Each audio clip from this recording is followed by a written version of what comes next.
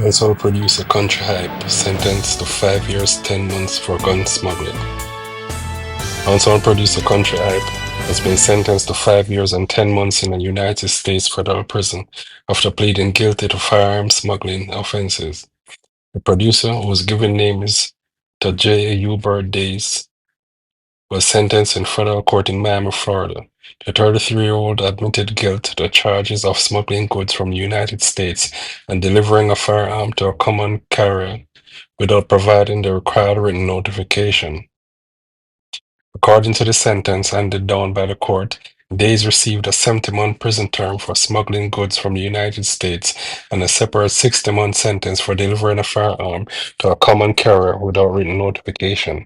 The sentences will run concurrently, meaning he will serve the longer 70-month sentence, equivalent to 5 years and 10 months. He was also ordered to pay a $200 special assessment.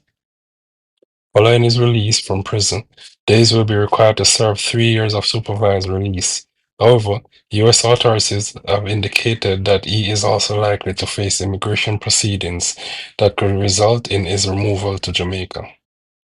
Federal prosecutors had argued that a sentence of between 70 and 75 months was appropriate, despite the defense requesting a 36 months prison term.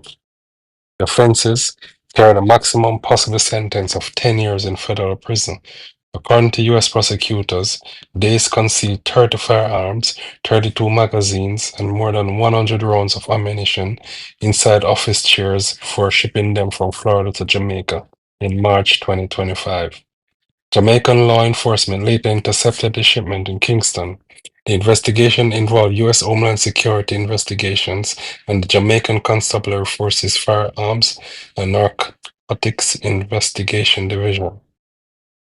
Countree Hype is a well-known figure in the dancehall industry, having produced music for several prominent Jamaican artists. His conviction brings an end to a high-profile international firearms trafficking case that attracted significant attention in both Jamaica and the United States.